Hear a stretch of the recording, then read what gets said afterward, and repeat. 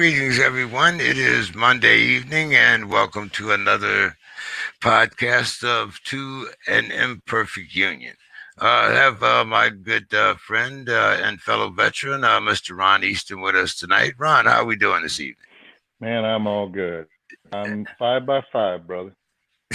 Hey, I hear that. By the way, we talked a little bit about your car, but have you been out on with the boat? Not yet. I'm looking to do some of that this weekend if I can get out there, and then if the weather cooperates, I'll get out. Hey, I hear you, but it's glad to get back to good weather again. Most importantly, it's glad to see that a lot of states are opening up. People are getting vaccinated. Yeah. Um, I'm trying to figure out whether I want to start with this crazy woman that's talking about mask and the Holocaust. Uh, Marjorie Taylor Greene. I, I mean, some of the absurdity that just comes out of this woman's mouth with no repercussions just seems to be almost, uh, I don't know what to call it. Well, I got words What? for it. Okay, well, give them up. Despicable bitch would be one. A waste of sperm would be another. Um, Sorriest excuse for a woman I have ever seen in my life. And she's like baloney is the byproduct of something. She is the byproduct of Trump. Trump, they thought they could control him, and he turned into a Frankenstein. They finally got rid of him, and look who they're left with. They're left with Gates and Marjorie Taylor Greene and Lindsey Graham and Collins and Scalise. I mean, it just McCarthy. It just keeps getting worse. I keep looking down at that line that you just announced, and I'm saying, like, there's no, I don't see any, what do they call it? Rehabilitation, for Oh lack of no! a better word. Oh no! As a matter of fact, they seem to be getting even more entrenched within the very fabric of that Republican Party. After what we've just gone through with COVID and being locked down for over a year, and people damn near, and some did lose their damn minds. Here you've got 43 states that are busting their ass to make it as difficult to vote as they can possibly do. And Arizona is in the midst of counting votes for the third time with some company called Cyber Ninjas, which nobody knows who the hell they are. So it's this has gotten um, I want to say embarrassing, but it's actually more than embarrassing because we're supposed to be the great democratic society, one for all and all for one. That's bullshit. And as I said before, I will never put the word united and states together again. It's just not going to happen. Well, it's funny that you talk about Arizona because even the Arizona Republicans have gotten fed up, and they're saying, like, what is this bullshit? Let's get this over with. It's like trying to hold sand in your hand. You grab a handful of sand, and no matter how hard you squeeze, you're going to lose it. You might get a few kernels left on your hand, but you can't control it, and that's what's happening. It's a tidal wave of bullshit, all sponsored by people like MTG and Gates and QAnon and everything that goes on with that. uh, and they seem to be getting more outlets now that Fox has seemed to gone down in standings. Now we have OAN OAN, yeah. yeah. I was listening to some of the dribble that came out of there last night, and it was almost, as a matter of fact, it was less palpable than Fox News because these people, you've gotten used to their faces, and this is kind of a new outlet. It's Yeah. like Fox News for millennials. Here's the depressing part about it. There were 74 million people that voted for this bullshit.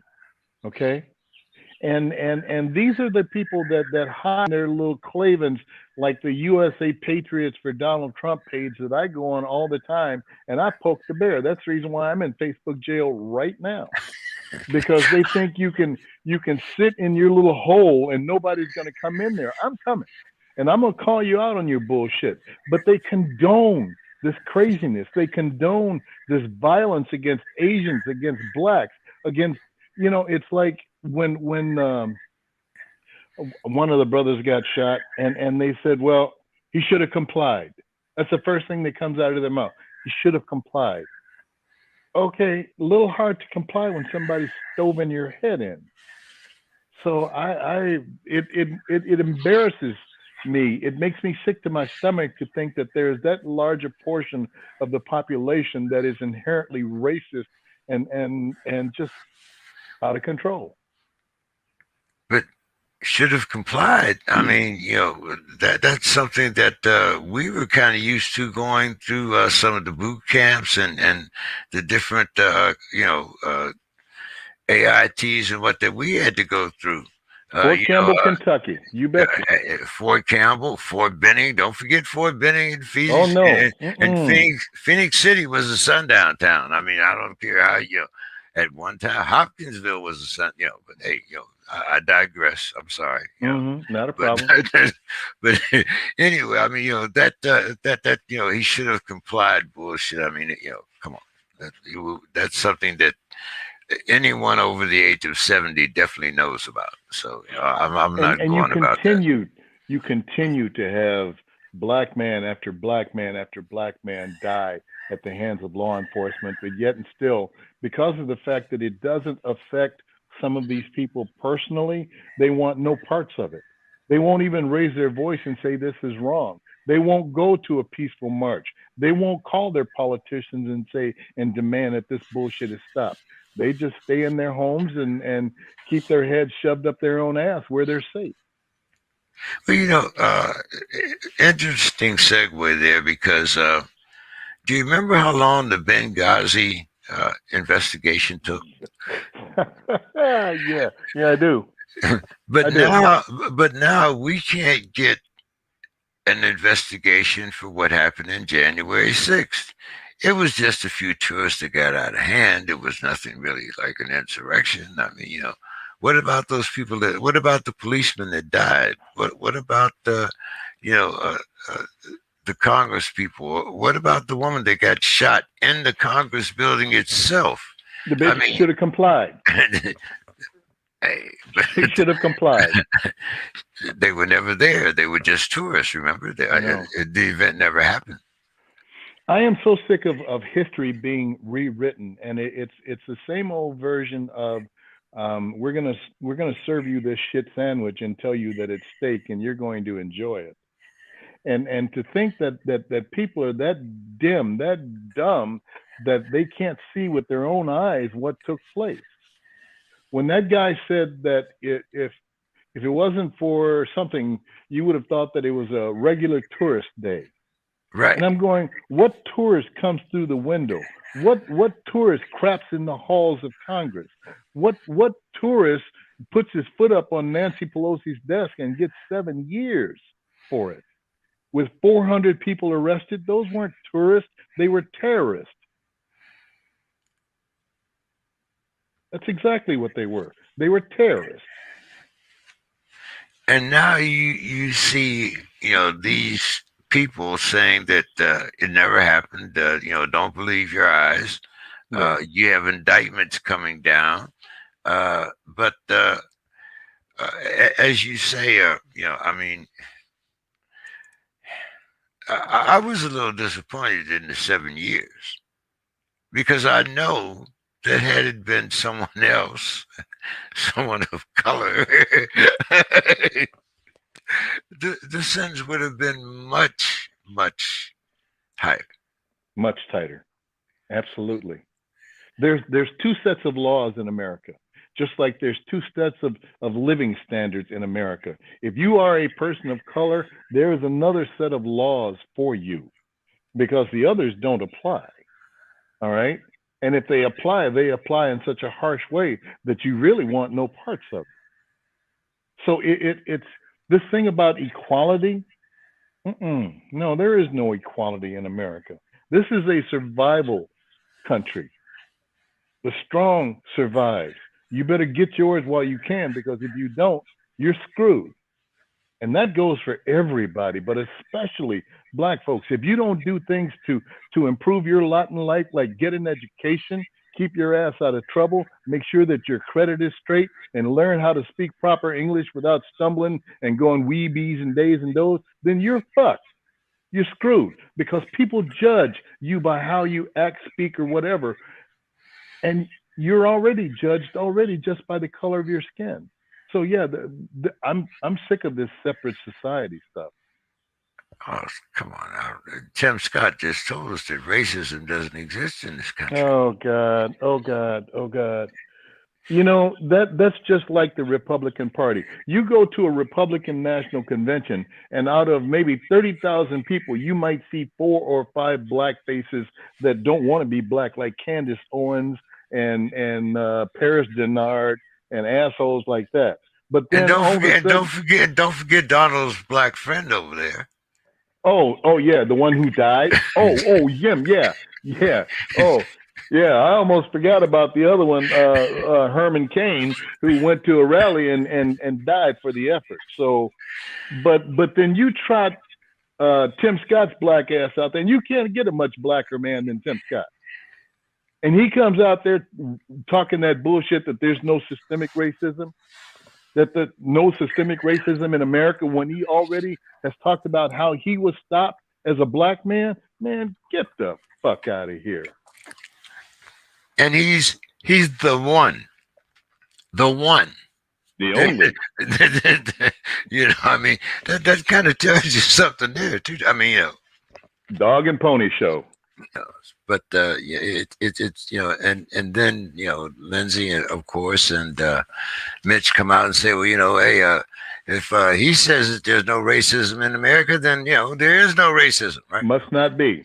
Yeah. Yeah. Because one asshole who was scripted to say that said it. But yeah, okay. I'm going to believe my lying eyes, if you don't mind. Speaking of lion eyes, you and I have both fired numerous weapons, and there was something that happened to me that seemed very intriguing. Now, I couldn't quite figure it out because I've never seen a bullet that goes around and comes back and hits you in the back of the head. But I've got two wounds. Two wounds on my right side, which is the passenger side, not the left, which is the driver's side. Two wounds on my right side, and one in the back of my head, and it was justifiable. That was an execution. Plain and simple. That was an execution. And if you don't believe that was an execution, look how close we came to an execution with this latest Louisiana case that they hid for 2 years. Look at another Louisiana case that they just brought up, some Anthony dude who was just on CNN tonight. They hid his bullshit for a year, poking him in his eyes, took his thumb and dug in his eyes, and put his knee on the back of his neck. I called them justifiable lynchings. Yeah, that's all it is. That's all it is. Lynching with a bullet, lynching by bullet or knee. The Klan now wears a badge. Okay, so the days of the white hoods and the horses and that dragging them out in the bush and hanging them out there, no, they just do it right in public because supposedly they have the authority and unqualified immunity. So this is the same old same and dance that I've seen since I was a child in Memphis. And it sickens me to my stomach to see this version of it, because what we are looking at now is the Klan 2.0, period. Yeah. No other way to describe it. Yeah, and it seems like people seem to think like this is something new. I mean, do they remember the Klan being part of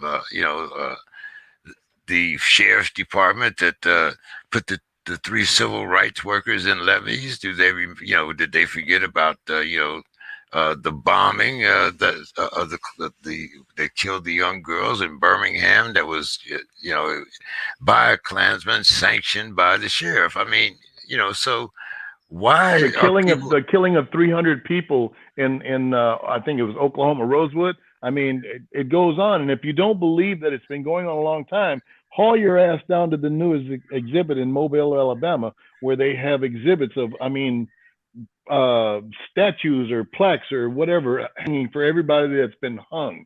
There's hundreds of them, hundreds. I published a blog this week called "Open Season: Blue Uniform Required." So a lot of I might get thrown off Facebook or somewhere for posting that too, but it Join me seems in prison, brother. I just got out a couple of days ago again, so Okay. it's I get out yeah. on Saturday. I guarantee you, I'll be back in by Wednesday. Yeah, it just seems kind of laughable sometimes, the things that white folks can put up. But if you try to, if you mime them or whatever, then you're the one that gets, the benefit of the jail. But hey, it's kind of interesting that it's almost like dodging bullets. You never know which one is going to hit you. It's kind of like it's kind of like in that Bill Withers song when he was talking about I can't write left-handed, and the young brother said getting shot at didn't bother him. Getting hit was what shook him up. There you go. See, but Ron, as I said, I was on numerous programs up in your city, and it seems like last weekend with you had another shooting. What was it? The two dead, I think, and so many wounded. Um, how do Yeah, you believe? there was 10. Yeah, there was 10 people that were shot, Yeah, I think and what. two of them are dead. Yeah, Yeah, downtown Minneapolis, in the same block that they've had problems for years. No matter what club opens up there, they open up to the hip hop and the young crowd, and this is what happens at 2:30 in the morning. There's nothing good going on. So the one guy that got killed was supposed to graduate the next day from the University of St. Thomas, and he was just standing there waiting on a ride, and he got killed for his efforts. well, bullets have no names. You know Not that. a one. You never know when you're in the path. Until you hear that zing going by. Yeah.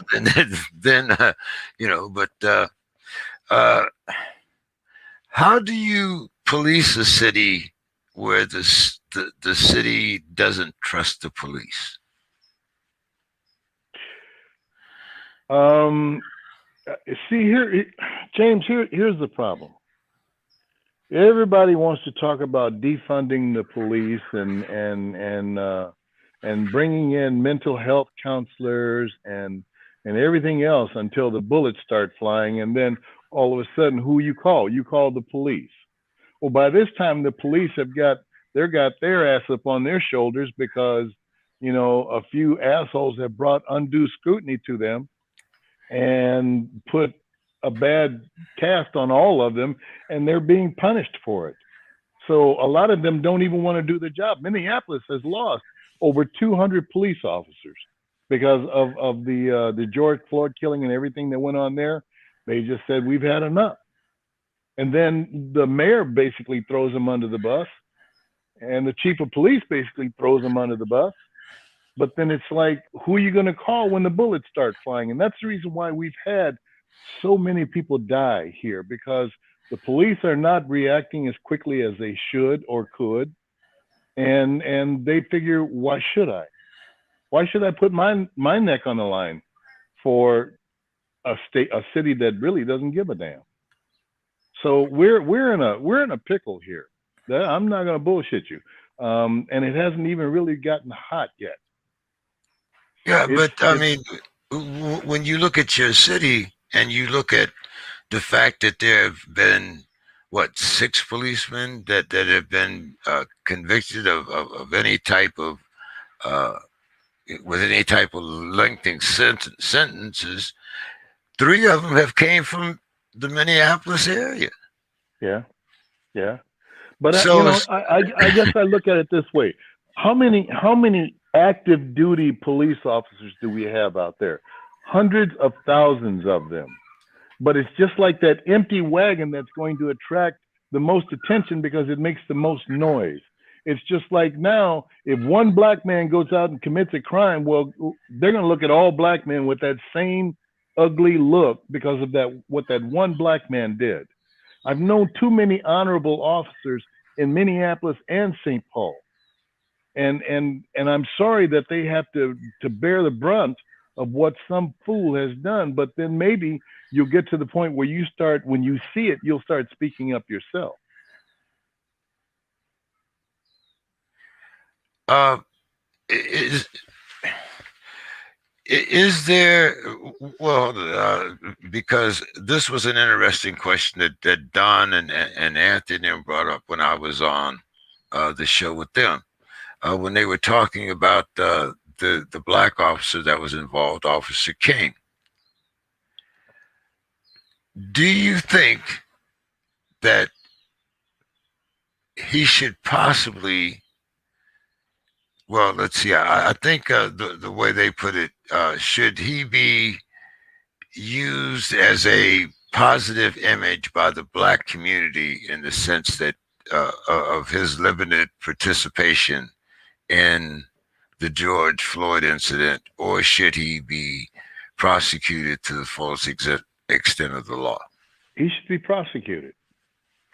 He should be prosecuted. And I'm not saying necessarily prosecuted to the extent that Chauvin got and deserved, because Chauvin was senior officer there. The young guy Lane was heard to say twice, maybe we should turn him over. But because of the fact that Chauvin was a training officer, and he said no, well then his word went. And Kane and Lane, they were down on his legs, and but yes, they should be prosecuted. It's just like if I went in, you and I went in, we were driving in a car, and you were driving. All of a sudden, I said, "Man, I got to get out and go to the store for a second." But while I'm in there, I rob, and I come back and get in the car. Your ass is going to jail too. Precisely. So yes, they should be prosecuted. I thought it was a very interesting question because I had the same, observation as you. I mean, it's if you're a part of it, if they were all part of doing military justice, then they would all be charged. So, to me, there was actually no, you know, question whether or not he should be charged. Uh, I've been very critical of Al Sharpton and Ben Crump. Um, One, because of the financial wealth that I feel that they've taken from the community. There was a $27 million settlement for the family. Someone got a third of that. I don't know, but it seems to be, what happens when Al Sharpton and all the media leaves? What happens in your city? I would like to say peace, but I know that that's not going to happen. When George Floyd was murdered, I knew that he was going to turn into a dog and pony show.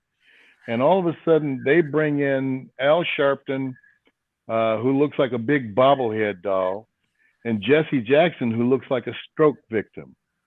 I mean, how imposing are these? Their time. I'll go more for Jesse Jackson. Jesse Jackson, his time, he's done a lot of good, but it comes to a point in time where you need to sit your ass down and rest on your laurels and live on your reputation, because all you're doing now is just You're a figurehead of what you used to be. Al Sharpton, when that whole Tawana Brawley thing came out, that's where I got lost right there. Anybody that would support that or be a part of that, you're nothing more than a pimp. It's the same way for these so-called leaders of Minneapolis. The who call themselves the leaders of the black community. I don't know who the fuck died and made them king, but they're not the leaders. They're the ones who get out there and run their mouths the most. But they're not leaders in this community. Leaders are positive role models, not a guy who goes around and knocks up 5, 6, 7 women, with different kids, or goes to jail for this, that, or the other. That's not a leader. You may be reformed, but it doesn't necessarily make you a leader. So I would like to say peace, but I don't think that's going to happen, because we now have, with this latest incident, Tammy Potter, there was a big hullabaloo put up here where the Washington County District Attorney, he gave up the case, and now it's going back to Keith Ellison. So the Attorney General is now going to prosecute that case. And people are screaming for a murder charge. But what they don't realize is the fact that the most you're going to get out of that is second degree. Because there's parts of this story that they're not showing you. The fact that this woman was beside herself and had to have her weapon taken away from her because she was on the ground saying, "I'm fucked, my life is over, I should commit suicide." They haven't showed that, but it's going to come out in court. So Pete Orpid was only going to charge with what he knew he could get away with, and that was second-degree manslaughter. Anything over that, it's a hard struggle. So we still have that to go through. And they pushed off the other 3 until spring. So we're still living on a keg. The fuse has gotten a little longer, but we're on a powder keg. I saw that the other young man, his funeral was Brooklyn Heights or Brooklyn Center. Yeah, Brooklyn Center. Dante. Yeah, Dante Wright. So how far is that away from some of the others? I heard it was as close as 10 miles, but has that still had reverberations among the community also? Yes and no. When Pete Orpid, the Washington County District Attorney, was in charge of the case, they were picketing in front of his house every night, calling this man a racist. And I know Pete personally quite well. As a matter of fact, he's kind of a shirt tail member of my family because he's my wife's ex-husband. So I know him very, very well. And I know he's not a racist. I know the man served as a Marine in Vietnam, so he's a brother to both of us. And I know what his intentions are and what he does on the side. So now that that's been done and it's turned over to the AG, that's kind of died down. But Minneapolis is like a forest fire that you just don't quite put out. If you don't get all the embers, then it's going to flame up again, and it's going to flame up again. Well, that's I don't really look forward to one of those long hot summers. Me either. So speaking of Anthony, I'm going to bring him on while. Oh hell yes, Anthony! Do you recognize the gentleman next to you? Brother Scott. I certainly do. How are you, my friend? How did you get such a luminary? How did you get such a luminary? I mean, I congratulate you for getting such a luminary on your program.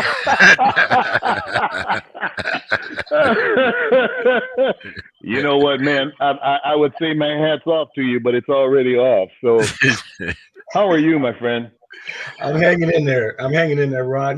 Living, as I have my whole life in South Minneapolis. And right now I've always been less than 2 miles from the George Floyd thing. Yeah. And to see what's happening to our city, Ron, it's just unbelievable. It's mind-boggling. Yeah, it is. It's distressing. It really is. And the fact that people can be so mean. Not only do we have people fighting over this mask and vaccination, then we're talking about fighting over Jews or fighting over Asians or fighting over blacks. I mean, this is not the Minneapolis I remember. No, it's ridiculous. And also fighting over who gave us the virus. Well, hell, it's here now. Just get rid of it. It's here now. You know, I mean, so we're really in a tough time right now. And I know tomorrow they're having the 25th, May 25th. It's 1 year, since that terrible incident. And I'm hoping the city can heal. I mean, I hope we can really get leaders that can lead. And I just see some real problem with leadership that can't make decisions. Yeah. Example, city of Minneapolis. You have a mayor, you have a chief of police, and you have a city council. But everybody points fingers on who runs it. And then you had the union person. Then you had four. So everything was pointing finger. Well, we can't get rid of people because of him. Yeah. We can't get rid of them. And so that's what we have to look at that. Yeah. You're right. You're absolutely correct. James, I'll tell you, Minneapolis is like a rose with some big thick ass thorns on it. You go to caress that rose, you're gonna get stuck, and you will remember getting stuck. Are we talking about roses or are we talking about concertina? You take your pick.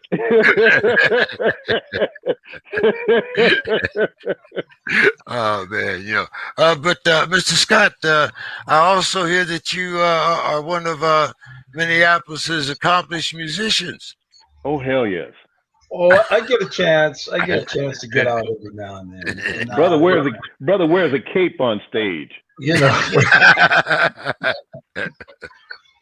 And, well, like I said, Ron has put on some of the best shows. I mean, some of the best shows. I mean, when you get people like in this area, Willie Walker and Maurice Jacobs and Ron and the whole band. So, but yeah, I give it a shot.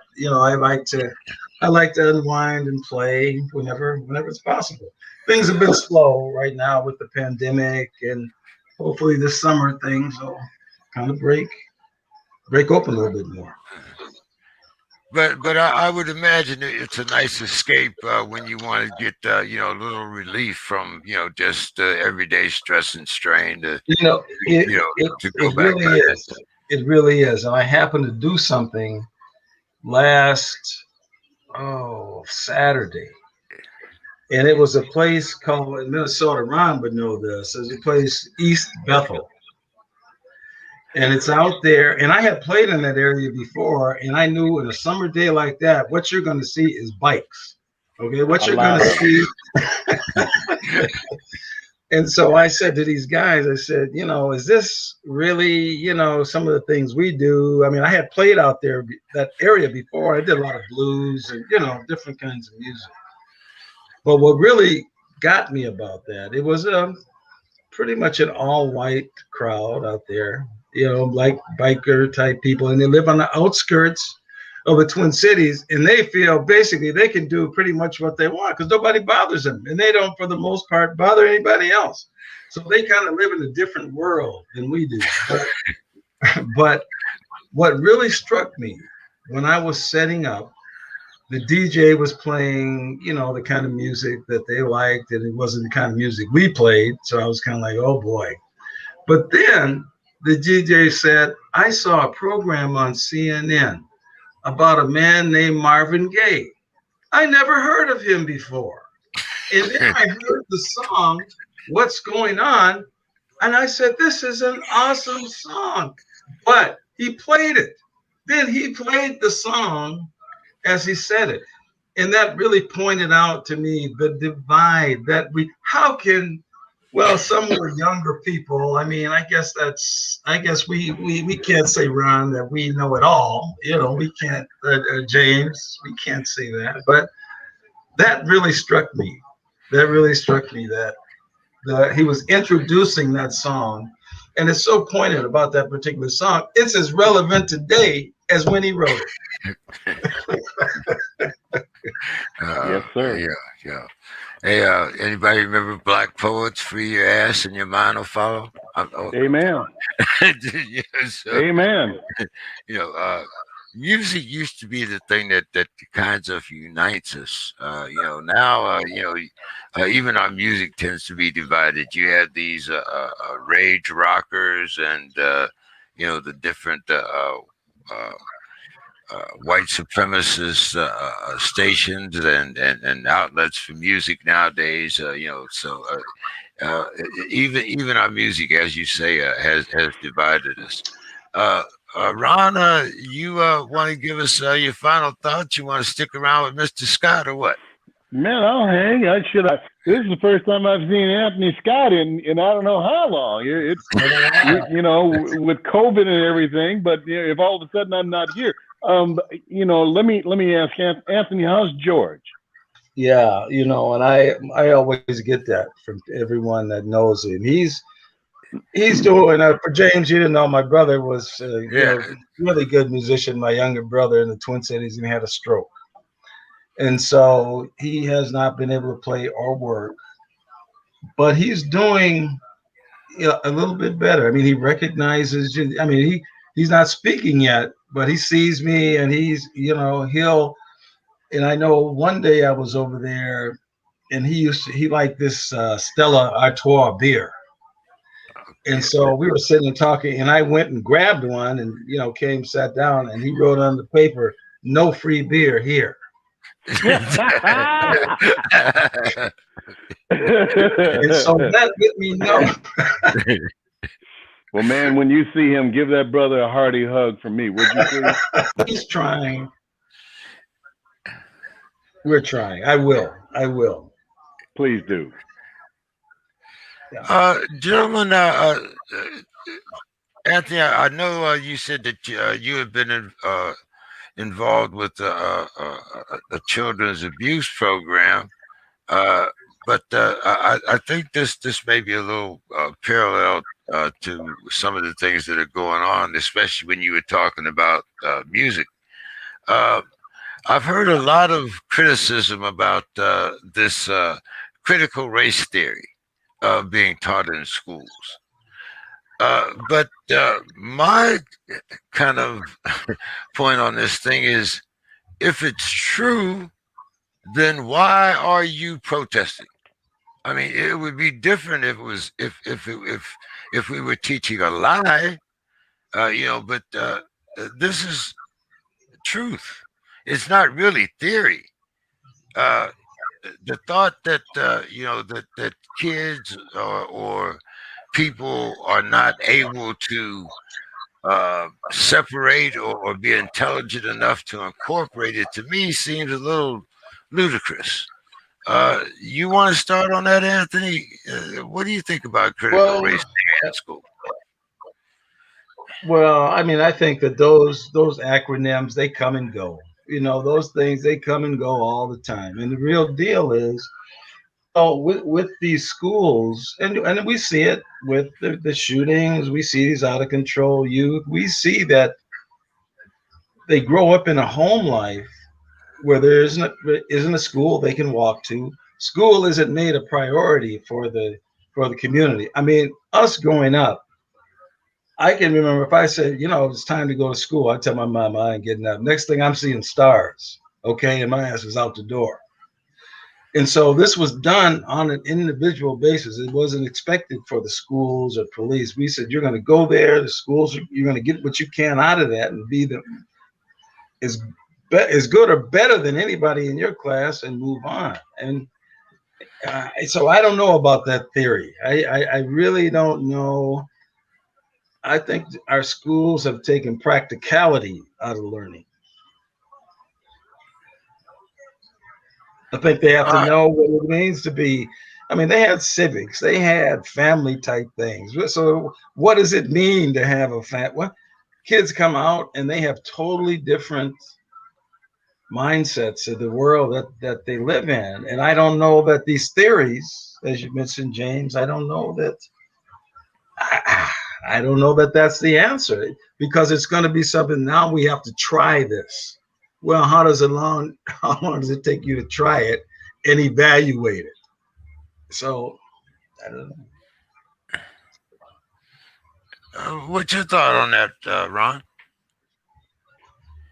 There has been some kind of theory since the dawning of time, and as you can tell, with all of these concerted efforts to try and block history. I mean, a prime example: Rick Santorum just got his ass pitched off of CNN CNN. for talking about that there was no culture before white folks got here, and that nothing, that the Indians basically contributed nothing. So it's, we don't want to talk about the White House being built on the backs of black men. We don't want to talk about the fact of acts that are so ludicrous, as far as taking little black children, putting them on a rope, throwing them out in the swamp, and using them for alligator bait. We don't want to talk about that. So they come up with these theories and then try to wipe all of it out as though it never happened. And if you don't remember your past, you're doomed to repeat the same mistake. Uh, Anything else you want to add to that, Anthony? Well, yeah, I guess I guess only these things now where it's a big fix right now. But I can remember growing up here, my dad had several jobs. He had a job at the airport. And when he worked at the airport, I got to know all the sky caps and all those shoe shiners and all those guys. I got to know them real well. Matter of fact, I used to miss my plane sometime talking to those guys. But those guys made enough money shining shoes to send their kids to college. I can tell you exactly who they are. But now they're kicked out of the airport. They don't want them in there no more. See? So opportunity is a big thing that seems like we really have to keep fighting for. The opportunity to have these things, the opportunity to get access. Uh, and what about property values within your city? How have they remained within the last decade? They're skyrocketing right now. My wife and I built a new home about 4 years ago, and our property is doing nothing but skyrocketing, and it's definitely a buyer's, well, it's a seller's market actually, because they're getting anywhere from $20,000 to $30,000 over asking price around here. But that's not gonna. I mean, that'll only last for so long, because they're depressed in what their inventory. There aren't that many houses out here, so people are scrambling to get them. But Minneapolis has always been a pretty healthy, high property tax area. Yeah, I would agree with that. I mean, I'm just in a modest house in the South Minneapolis area. And I mean, I get things every week. What do you want for your house? We'll take it. We'll just make your offer, which is great. But where do I go? Because as Ron said, the market. So where do I go? So that's, they don't give a damn where you go. Just get the fuck out.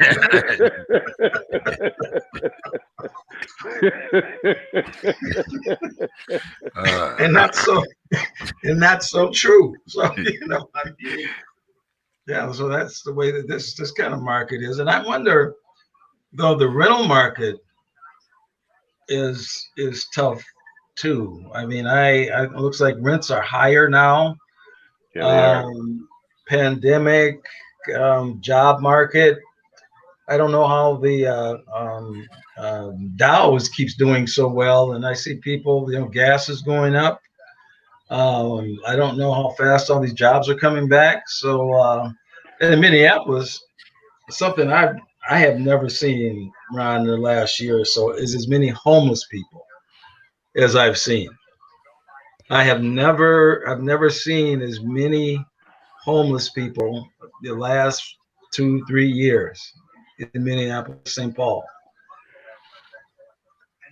There are a lot of jobs to be had. Everywhere I go, I see hiring, and if you want to watch the true clusterfuck happen, wait until these $300 a week checks are done, and everybody that's sitting back on their ass and making more money from the government than when they were working, and all of a sudden they have to go back to work. You watch that mad scramble take place. So yeah, and you're right about the homeless situation, and it's depressing as hell when you see 50 or 60 tents in the middle of the winter and it's 30 below zero outside, and then the tents go up in smoke because they're using portable propane heaters to heat them, and they just flame up. So yeah, Minneapolis is it's not the jewel that it used to be. Let me put it that way. And I question whether it or when it can come back, because as a kid, my dad grew up in Chicago, and his dad lived in Detroit. So in the summers, we'd make the trip, stay in Chicago a week, stay with Grandpa a week, come back to Chicago a few days, go home. And eventually, I saw Chicago turn into what we are now. Eventually, I started going to the store and all these bars on the window. Eventually, I started going to the store and I said, "God, there's all this trash on the ground. The windows boarded up here. What happened to this neighborhood?" And that just continued to go and continued to go. And the same thing happened in Detroit. I'd go to Detroit and the same thing. Places I used to go to, I used to go get some shrimp at Dot Netta's. Ooh, on Livernois. Oh, my goodness. Go to Dot Netta's, boarded up. Boarded up. Everything boarded up. All the miles and miles of boarded up, hollowed up. Those things have not come back.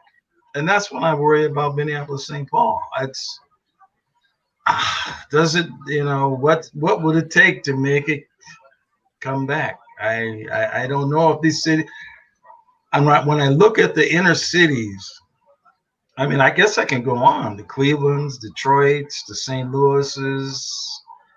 There just seems to be a similar, I don't know about San Diego, James. And I know, Ron, you're from, you're from Memphis. Correct. Well, I'm from closer. I actually grew up closer to Cleveland and Pittsburgh than I did. I just moved out here recently, but I can definitely tell you that yeah, that is you can if you live on Martin Luther King Boulevard, half of that is definitely boarded up. If you live anywhere where you have still have neighborhood homes, or as we still call them the projects in Cleveland. I don't know what y'all call them out there, but we're too sophisticated now. We don't call it that. But yeah, it's very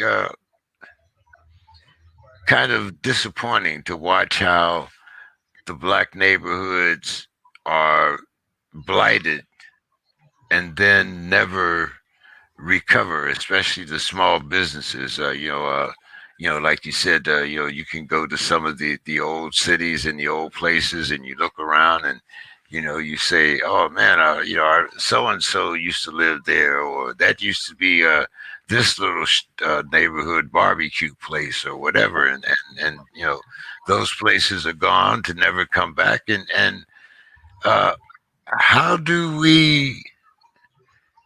How do we replenish our neighborhoods when half of our neighborhoods have been gone for, you can, Detroit, there's places that have been barricaded and bare lots since 1967, Newark, 1968, Cleveland, 1971.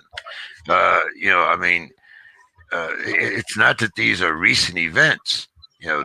These are things that once they left, they never came back. So not only did we lose that pride in our neighborhood, but we also lost that property value. So whereas I think we had the lady that was on CNN where she took all of the black and any vestiges of her black heritage out of the house, and they had I think they had surveyed her house for $121,000, and after she had her black girlfriend's husband uh, come in while they were evaluating the house was evaluated, I think, what almost 30% higher. Yeah. So yeah, Funny thing. so I mean, not only are you uh, deprived of your upward mobility, but you're also deprived when it comes to your financial liquidity. Do you find that the same in uh, Minneapolis, St. Paul area?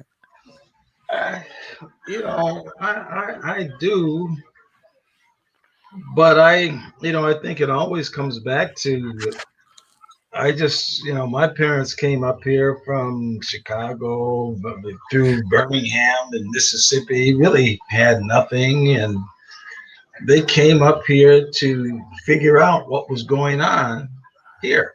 They actually, it's just a big, James, to me, the whole migration thing is so huge because you have a whole group of people that are leaving an area because this is not good for us.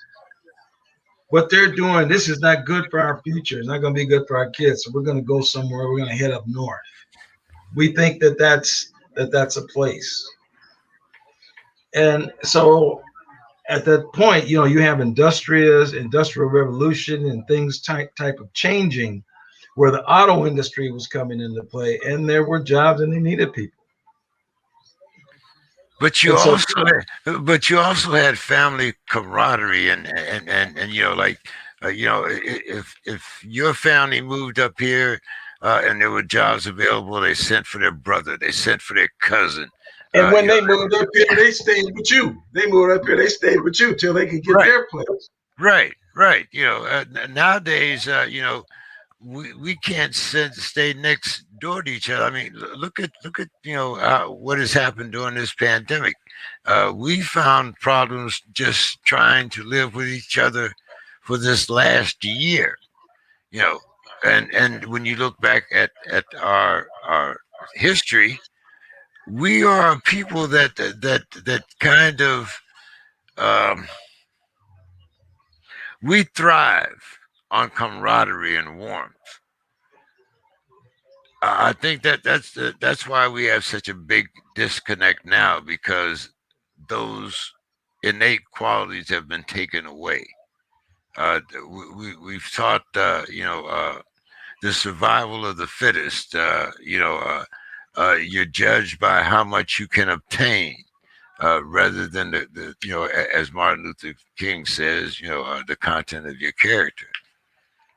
Do you think that today's lessons, or do you think that today's educational system teaches us to fail as Black people? That's the things that you said. I think they're teaching what you just said. I mean, that's why we're not structured around family and community. And, I give you an example here in Minneapolis, St. Paul. Growing up, there were social places you could go to, like the Elks or the BF, little clubs and social clubs, and it was Black. I mean, this was the Black VFW. This was the Black, Elks. This was the Black. You had places where you could go, and the band. Masonic temple. Masonic. Yes, indeed. Yes, indeed. Me, my father-in-law really wanted for years. But those places had an outlet, a social outlet. They had outlet for musicians to come in and do some work. They had outlets for people to work and get jobs in their community, and outlets to blow. But that can happen anywhere. That's not what it was about. It was about the camaraderie that they could get in those places. Now here in the Twin Cities, those have been wiped out totally. They don't have those anymore. Yeah, there's no black VFW. The Johnny Baker Post, my father-in-law, 99 years old, is still the commander. He's still the commander of the post. They have a building in North Minneapolis, and they won't let them have a bar or anything. They won't let them have nothing in there. So they rent it out. So we don't have any. So you take these things away, it becomes a structural assault on us. And when that pressure busts, that's when we get all these shootings. This is when we get all this stuff that, and then you talk about defund the police at the same time. It's nonsensical. But can you keep defunding, as we keep mentioning, when you look at, the 6 police that have been actually charged in the United States, 3 of them are in Minneapolis, St. Paul. So, I mean, how can, as I keep saying, how do you have the community trust the police when you seem to be leading the nation in police abuse? Yeah. Yeah. Well. So what? And then on the other hand, you're having policemen that are saying, well, we don't want to get caught up in this stuff, so you have less people applying to be police. You have the police that are there. So I've heard, kind of being slow to go to calls. So you're kind of caught in a vicious circle here. I mean, can you reform the police rather than defund the police? And when you say reform, are you talking? How do you get the public to buy this new image of the police? We need to have confidence that these people leading these things can get these people to do their job. I mean, it's ridiculous to say that somebody gets killed on a traffic stop because their taillight is out and they shoot them to death. It's ridiculous to say somebody's at a store with a $20 bill and they end up dead. I mean, we need to, you can talk all the big reform and all this stuff, but this is the basic kinds of things. I worked at child protection for over 20 years and supervised. If I seen something come in, the man hit the kid or something, I said, well, what happened? He said, the kid wouldn't go to school. Well, he's disciplining his kid. Tell him he can't hit the kid. He can discipline him, but he can't do that. Next case. Get that out of here. Another person can look at that and say, oh, boy, we better send investigators out. Investigators go out, and he's pissed already. Who knows what his mindset is? And these people knocking on his door. Come on. And see, this is where we need to have basic principles of what the work is. I mean, nothing's going to be perfect. You're going to miss some. Baseball, you hit 300, you're a great hitter. I mean, so this is the thing. You have to get and you have to enforce the people that are working for you. There should be no Darren Chauvins with 17 things against him, all these complaints. He shouldn't. He should definitely not be out in the field. He should definitely not be supervising. And if you can't get rid of him, put his ass behind the desk and give him a pencil. You can do this within your department if you got the guts and the strength to do it. That's my feeling. I think all the theories. I mean, I have a master's degree. I know all about theories and all this stuff to get the degree. When I started working with the disabled in St. Paul, I didn't need none of that stuff. I needed to know what kind of heart they had and how hard they really wanted to work. And so if we don't get back to those kind of things, James, I mean, and who knows what I say? I mean, people do not have to listen to me. One of the great coaches in National Football League history, Denny Green, said, the great thing about America is everybody can have an opinion. But what's even greater is you don't have to listen to it. Yeah, that's true. But we all say that we want to live together. So at some point, there has to be a meeting of the minds. There has to be a truce here, for want of a better word. We uh, as 13% of the population, we cannot wage war on the other. What 83, 87%. So the only thing that we have left is education, strength of character, and financial ability. Now, two of those we can acquire on our own. The third, we have to have a little more access to by other means. How do you think that we make that crossover? You know, because without financial stability within our community, we're still sharecroppers. Yeah, yeah, that's a tough one there. You know how they break that. And the thing about financial wherewithal is it's not an overnight thing. I mean, it's not something that. I mean, that's why these lotteries and all these things get so much money. So people think, well, heck, this is the easy way. We can just try to, but they don't win. This thing Yeah. starts.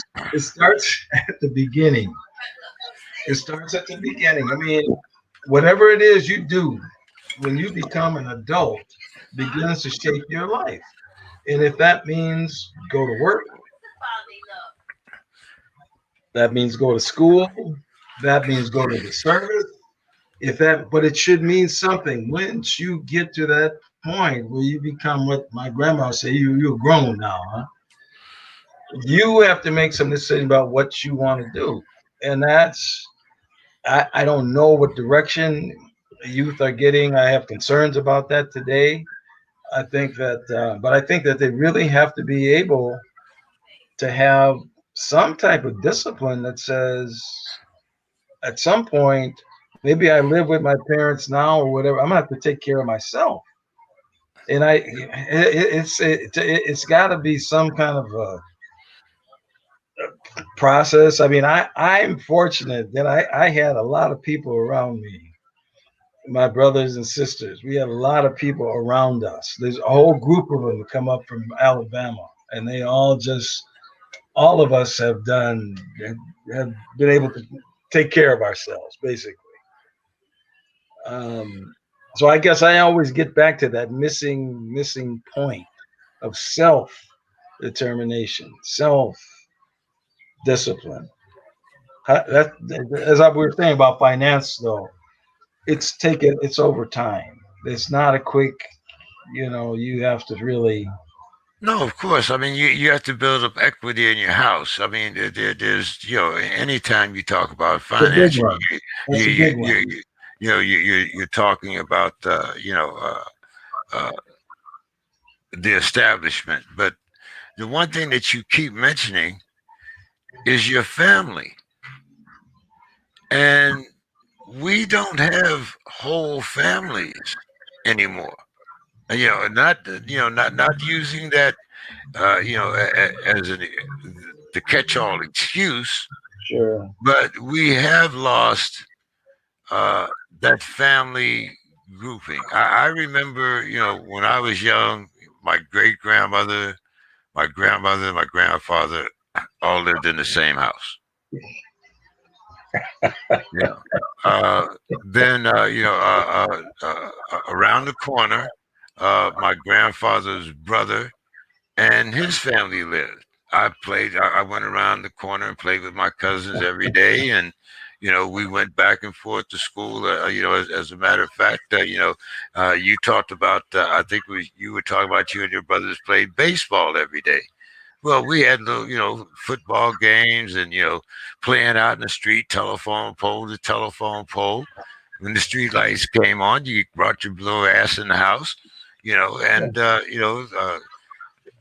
did your homework and got up the next morning, went to school. If the God forbid, a truant officer see you. It's 15 after 8 in the morning, and the truant officer see you. Where you going, boy? You better be on your way to school. If not, I'm gonna tell Miss Glover on you. I mean, that was the way it was. But we have lost those family values. And once again, I go back. Hey, you have grandmothers in their 30s. You have uh, you know, uh, bad habits that we have reinforced over the last 2 decades. And now we're asking these people to not only make a path for their future, but to trust us as the elder generation.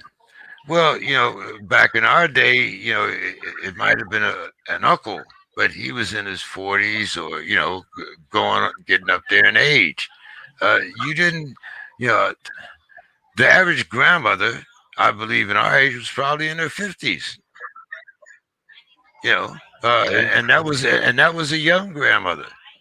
Yeah, So yeah, how do we as elders get the young people to trust us and get back to those family values, which were actually black values? yes, yeah. The sticking together. Well, some of it was I see that's where the disconnect comes in to me, James, because in the 50s, late 40s, 50s, 60s, black people came up with a purpose from the south to the north with a purpose. But now we have people today. I mean, there's talk about these all these shootings we've been having in Minneapolis, and people are coming here from Chicago. That they're getting run out of Chicago. Well, when I grew up, a lot of people had come from Chicago. My dad was raised in Chicago, went to high school there, and came up here after high school. There's a difference in the 50s to 2020. There's these 70 years. There is some type of a difference that makes people come here from Chicago. And in those days, people came, well, more, there's probably more opportunity here. There's blah, blah, blah. Example, my grandfather had a third grade education and he retired as a head maintenance man at the University of Minnesota. And so he was around professors. He was around, they gave him a big. And so you see these people now, a lot of these, there is what they're saying. And James, this is anecdotal. I don't know what they're saying. What people leave in Chicago and they just come up here and bring the same stuff up here. I don't know, but I mean I know this has to be dealt with. This shooting indiscriminately, James. Now it's this last one where one of the activists here, his granddaughter got killed. It's like someone was shooting indiscriminately. It's like, who are they shooting at? Who were you? No, nobody knows. Is this the one where the one kid that got shot was waiting for a ride or something? This last weekend, I You believe know, there were. there was I about think three of them. There there were was several. a Yeah. new club or something like that that had opened up. Okay. Yeah. Yeah. That's where two people were shooting at each other. One died, and a bunch of other people got hurt. And Yeah, two died, 10 people hurt, something like that. yeah, but these things are not just happening here, James. No, no, no, they're not They're just not just happening there. happening here. Yeah, I saw something in Atlanta. I saw something, I think, in Miami. And so when we talk about why in an area, I think we need to talk overall. Why are these things happening now? Why is it that these mass shootings? I mean, people are going to parties now and bringing guns and shooting at parties, at private parties. Oh yeah, the what one of the ladies that I mean, I the think that's founding member, one of the founding members of Black Lives Matter, was shot over the weekend, and this was in London, England. Uh, where they're not supposed to have a lot of guns. But yeah, you Yeah. know, so it's you know, but you see, the one thing that I really attribute all this to, because I don't see where there has been any demilitarization, is the war on drugs. And this is what brought the guns into the neighborhood, and this is what's keeping I think, you know, the strife within the neighborhood. Now, I'm not blaming all that on, you know, I'm not saying, you know, that you know, that this is Whitey's fault or anything like that. But what I am saying is that I think with the D, how do I put this? With all the video games and different things that we let our kids be subject to. In a lot of cases, they babysit our kids or violent video games. So they are used to seeing destruction. They they they they they they thrive on committing destruction because this is what's depicted in your video game. The more you destroy, the bigger the score that you achieve. So life itself does not become something valuable because they think of it like, you know, hey, I got killed yesterday, but you know, today I get up and I turn on the video game and everything is new. You know, they don't realize that. Well, I don't think that people really understand the permanent impact of a bullet, whether it be on the person that you actually fired at, whether it be, you know, I mean, you know, the family, your family as the shooter, his family as the victim. I don't think that we have a sense of seriousness when it comes to loss of life.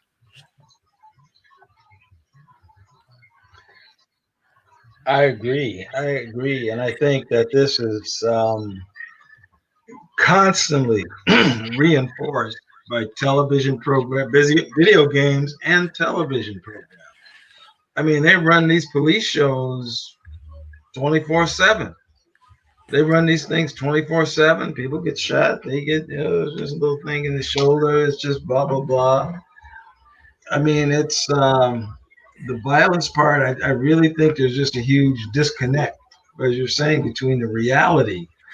The first time I was in college, and some guys, I'm not going to say one of the guys' names because he's a high officer, but one of my classmates, and we went out to a field just to shoot a gun. The first time I had ever shot a gun, and I never forget the feeling of the power of I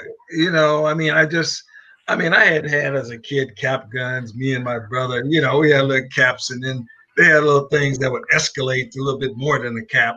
So I thought it'd be something like that. No, no, no, no, no, no. It's totally different to actually fire these things, and I think these people that are not trained to use the guns, for one, not that that makes a difference, but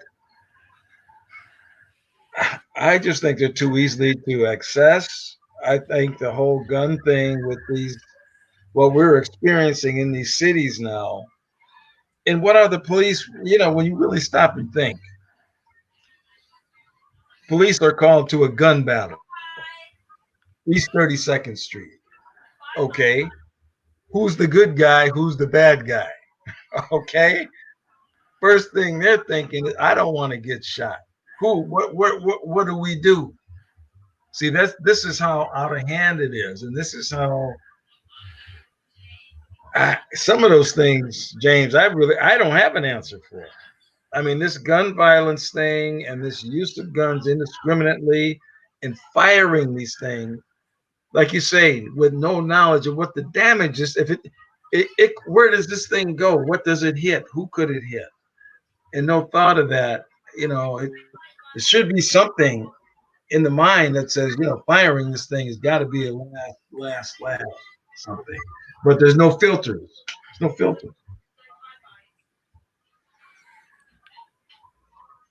And is there any type of reasonable expectation that we can instill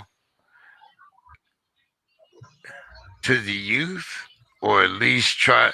I look at the young man that we've had on the show a couple of times, Mr. Julius Hernandez, only 21 years old, but to me, he's the exception rather than the rule.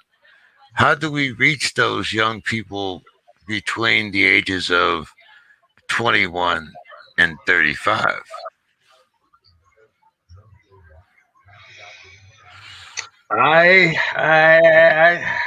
Boy, that's something we have to put our heads together on. I don't know. The distractions of in those years, they need to be accomplishing things for later in life.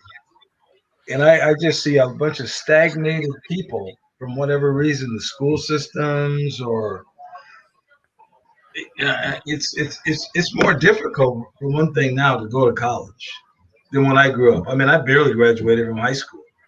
I couldn't pass the ACT test and all that stuff. But then they said, "Oh, we'll try you. Just come on in, and if you can get through the first year, you can stay." I'm like, "Well, okay." But when it was time for my son, went to one of the best private Catholics, both of my sons, best private Catholic schools in Minneapolis. Okay, one of them was captain of the tennis team. He takes the ACT, goes to a state college. Oh no, we can't accept this. We can't. I'm like, wait a minute. This boy's been to private school his whole life. He's an A student. See, these are the things that we have to look at, these internal things that are happening. Of course, he's a teacher now. He got his degree. I mean, we got through all that. And I think in the 70s, 60s, when I went to school, I mean, I think it was after some upheaval. It was after the 68 civil rights. It was after when I started school in 1954, Brown versus Board had not been approved. When I started school, it was illegal for me to be in school in Minneapolis. It was signed after I started school. See, so we're talking about how far we've come and how far we have to go. I think that's part of the equation. Is it how far we've come, or how many steps how many steps have we took marching in place? Yeah, or backwards. When we're at a place now where we hear things about taking the vote away again or doing things that have already been fought for and won, and then now they're, oh well, we don't know, we don't like that, or it's just we're in I think a stagnant period. I don't see any real. Let's face it, James. We don't have Martin Luther King. We don't have Malcolm X. We don't have the original Black Panthers. We just don't have that now. And how do we get some type of a more modern? And when I say that, just from the standpoint of where we are today, cohesiveness, because the cohesiveness seems to me to be the key to moving ahead. Well, even the organizations that you mentioned, there was a common bond, but there wasn't a cohesiveness necessarily between organizations. Yeah. But we don't even have those organizations around anymore, or at least effectively. We have a lot of them in name only, the NAACP, for instance. I mean, you hear of them doing certain, crisis, but I don't know if the NAACP is effective as a political tool anymore. When is the last time that you've heard of SNCC? You still hear Minister Farrakhan, but when is the last time that you've heard from another outside group? I deal with the Panthers, of course, here in San Diego. But when is the last time that you've heard of an effective group in a positive manner? You know, when you think when you see these armed white supremacists out in numbers, there seems to be no problem. When we had a black armed militia that was out, they were called radicals, and the first thing we wanted to do was break them up. So, you know, I think when you speak of groups, the youth do the youth actually trust these groups? I mean, as we always mention, when you see Jesse Jackson and Al Sharpton and these, you don't see a lot of youth around them. You don't see a lot of uh, people that are willing to take up the mantle. Young people. You,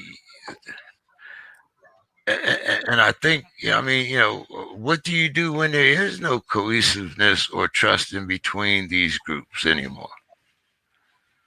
Well, I think we're seeing it. I think we're seeing it with these protests. I think we're seeing with these mobs of people. I mean, this is becoming mob rule now. After the George Floyd, they tore everything down. Minneapolis is a shambles. Minneapolis is a shambles. So, and then then the Capitol gets stormed. Of course, they said now that your great maybe John Allen, maybe I would say that that doesn't believe that nothing didn't happen and that they were sightseers and that Yeah, it was just a bunch of sightseers that got a the little sightseers. out of Yeah, hand. they didn't have it. But I Yeah. mean, this is what it seems to be a mob rule kind of a thing. And who leads the mob? People say, well, on the one side of the Antifa, well, there's really no such thing as Antifa. There's no group. There's no nothing name. It's just the name of like a political thing. There's nobody in charge of it. There's nothing. But they keep throwing these boogeymen out there to kind of get people off balance as to what is really going on. And it almost leads you to conspiratorial type territory, and I try to stay out of that. But you look at how do these mobs form so quick? How does a mob form so quick in Minneapolis? They can tear up miles of Minneapolis, run the police out of the police station, burn the police station. Who's doing this? This is there's some organization to that, but it's not anything that it has to be. How do they get all these people to destroy everything at one time? How do they do it? What Well, type of rules are we really living under? Where the police give up, they just say just burn the place down, tear up all the infrastructure. I mean, this is not the first time this is happening. Like I tell people, in 1967, in Yeah. Detroit, we were told to let the black neighborhood burn down. We were on top of Exxon tanks and protecting Dearborn and protecting the auto plants. Yeah. We didn't care about the city of Detroit. And like I said, some of those blocks and those things have been actually burned down and haven't been allowed to be brought back No. since 1967. But why So, why did they say just let it burn down? Why do they say, I mean, is it like an insurrection? If our military starts killing, what I mean, citizens, if they start putting bullets in citizens, where does that lead us? well, I think we saw some of that in Portland, right? I mean, not just in your city, but Portland. We saw it for a while in uh, not Memphis, but who was the other place where they let them protest Breonna Taylor incident? They let certain neighborhoods. They just like now when we talk about police response. You know, slow in some neighborhoods, but let it happen in the white neighborhood, and you might see a little different action. Yeah. Yeah. So, I mean, it's very interesting to see how there has been change, but no change. Yeah. So, Yeah.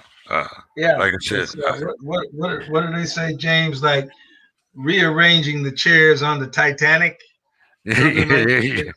you, there you go. Same thing.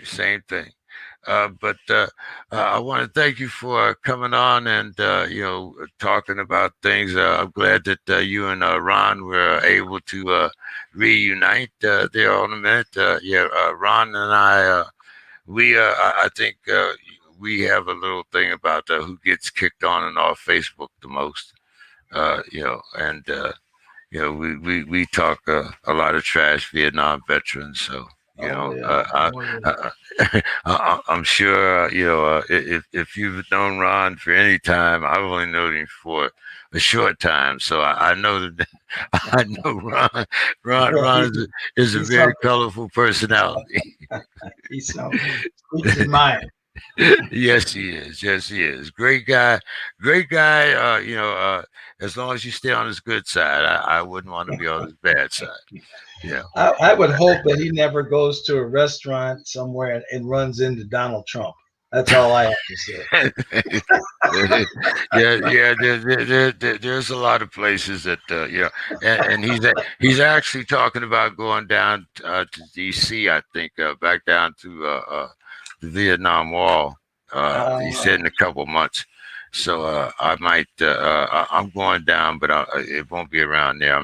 I'm thinking more around August. I mean, probably more about October before I decide that I want to be around a crowded airport. But yeah. Anthony, give us your final thoughts for the evening, my man, and hopefully I'll see you guys Saturday or next Tuesday. I mean Yeah. next No. Monday. I'm sorry. Yeah. No. I'm just looking forward to tomorrow. A good friend of mine stopped by yesterday. Gary Hines. He's the director of the group Sounds of Blackness here in the Twin Cities, Okay. and he's going to be playing. His group is going to be at the George Floyd Memorial tomorrow evening at 7. And I was planning to go to that, but I got an invitation to go to a Twins baseball game. I haven't been to one all year, so I thought I'd check the game out and maybe leave earlier and go to the George Floyd set. I'm hoping that at some point here in the Twin Cities, we can put the trauma of the George Floyd tragedy past us. I'm really hoping that right now I can just still feel a heavy air with that hanging over us. And I think we got an election coming up in November for the city council and the mayor. I mean, that could be very, very big. So yeah, we're just looking for some good days to enjoy during the summer, and looking for better days here up in the Twin Cities. So we will. Thanks for having me on the program, and I'm sure we'll be talking soon, maybe Saturday or next Monday. All right, sir. You have a great night. All right, Jim. Take care. All right. Uh, well, that's two gentlemen that we've talked to from the Twin Cities. My old Vietnam buddy, Mr. Ron Easton, and as usual, Mr. Anthony Scott. But right now, we're going to turn our show over to the San Diego Black Panthers and Brother Robert War Williams. Brother Williams, how are you doing this night? Oh, I'm good, brother. Doing good. Keeping the fire lit as always. That's the main thing here. So what are we discussing tonight? One thing that I did want to go over with you before we even got started is this critical race theory protest that we're starting to hear from a lot of states. Um, my kind of take on this is uh, if it's not true, then why are you worrying about it? And if it is true, why not let it be known?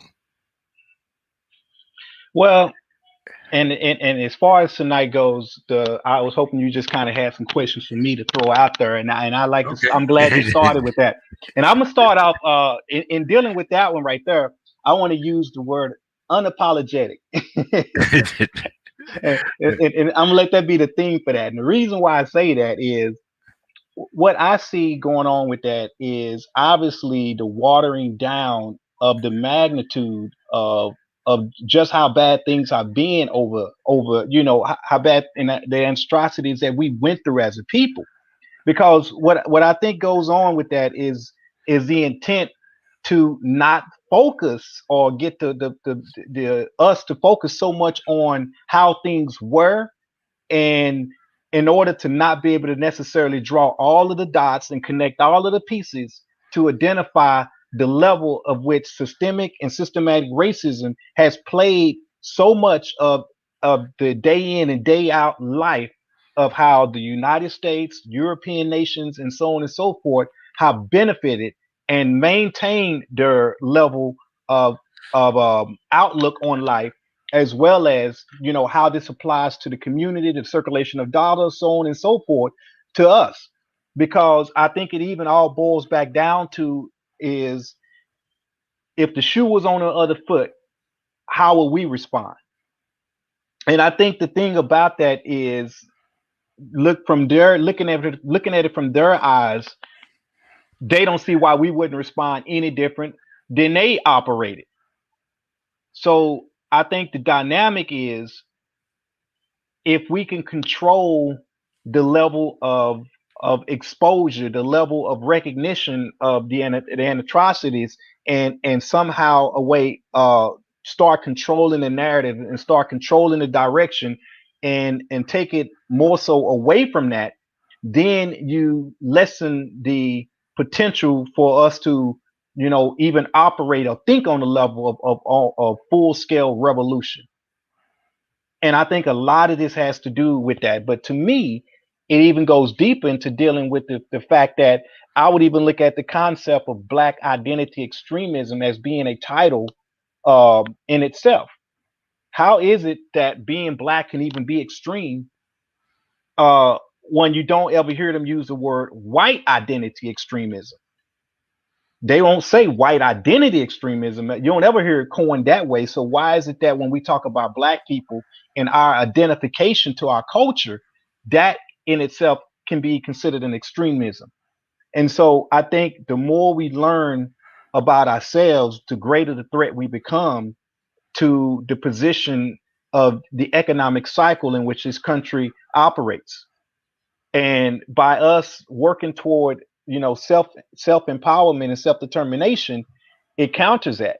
And so they want to make sure that they can control that dynamic and keep things in the same vein of the flow in which they are in.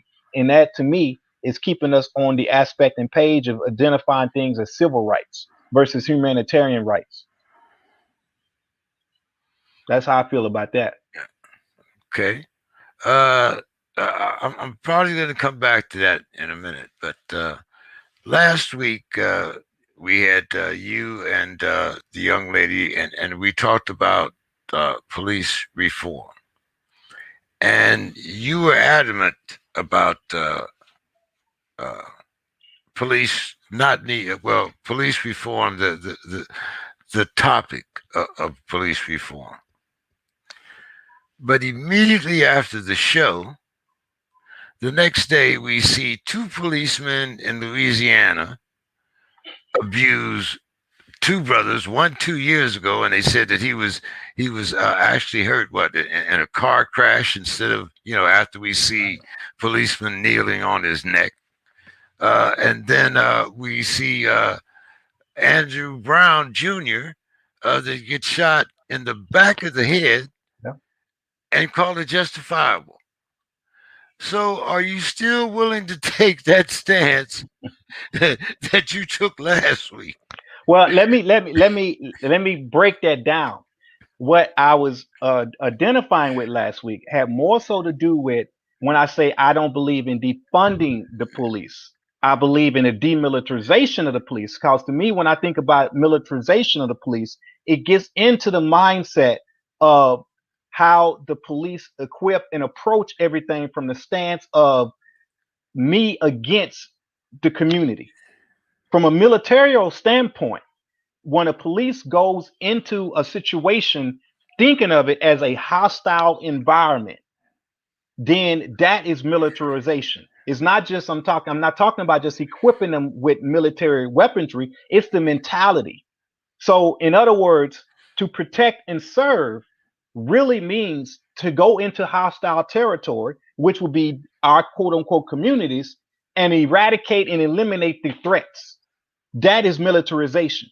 To me, the mentality of our people being considered hostile environments and territory is the root of how all of this spearheads, in addition to obviously racial supremacy in that mentality and us being considered second class. So you don't take the same perspective and the same look as you would as me being your equal.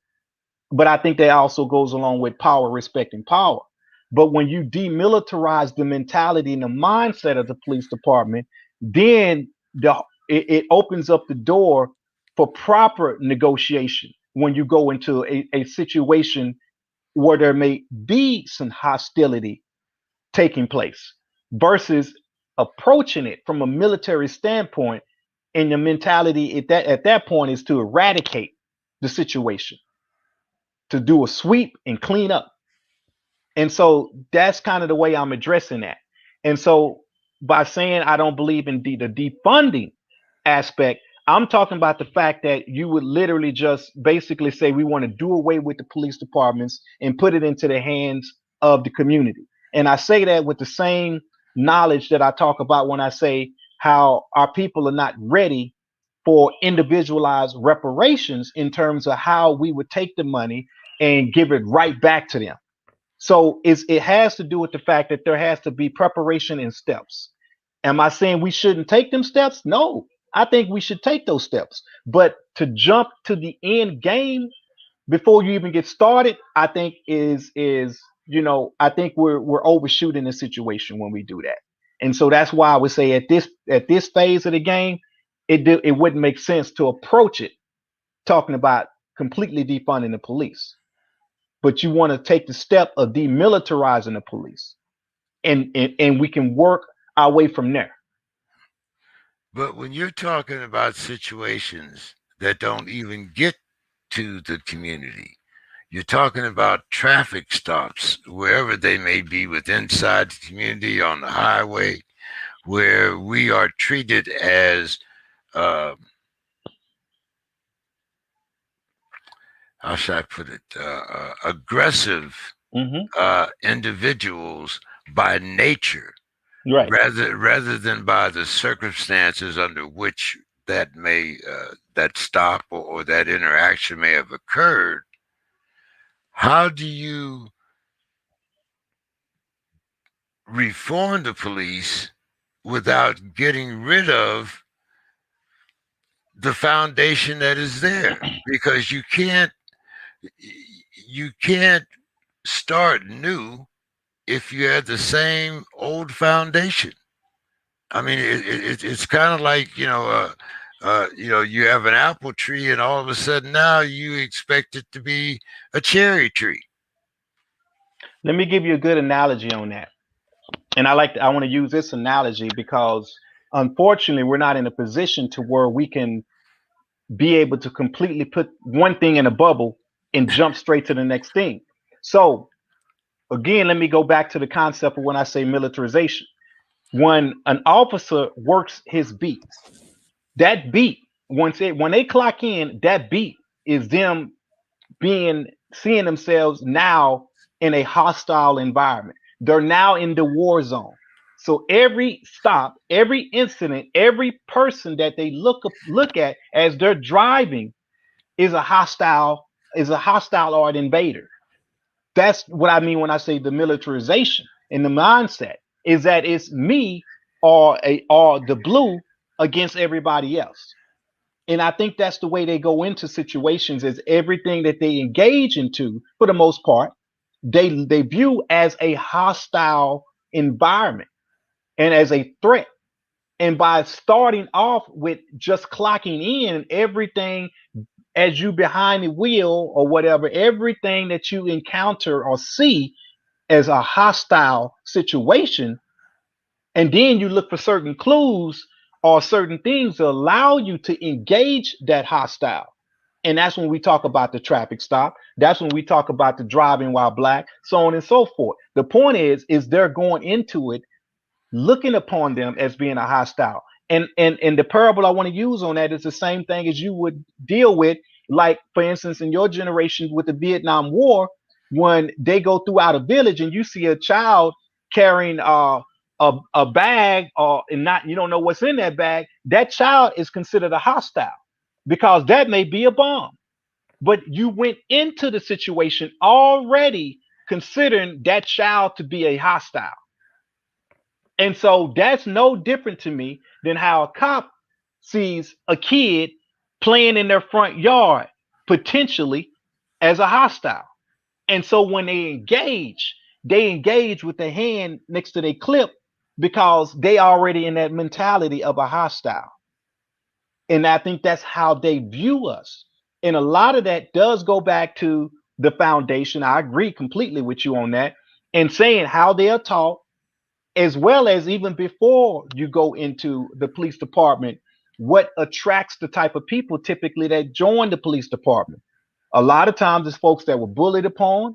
Is a lot of times it's folks that were dealt with that were on the receiving end of gang violence, the receiving end of some type of traumatic situation that made them want to now all of a sudden be on the quote unquote side of the law and put a badge in front of them and go tackle those same things that created these instabilities or these views that they had growing up. So now as a child, because I was attacked through gang violence, because I was a victim, I was victimized because someone possibly broke into my house and traumatized me and took the presents from out of my tree when I was a kid. I'm gonna grow up and I want to now make it a part of my lifestyle to engage hostiles. And so I think the mentality and the dynamic behind that goes into militarization.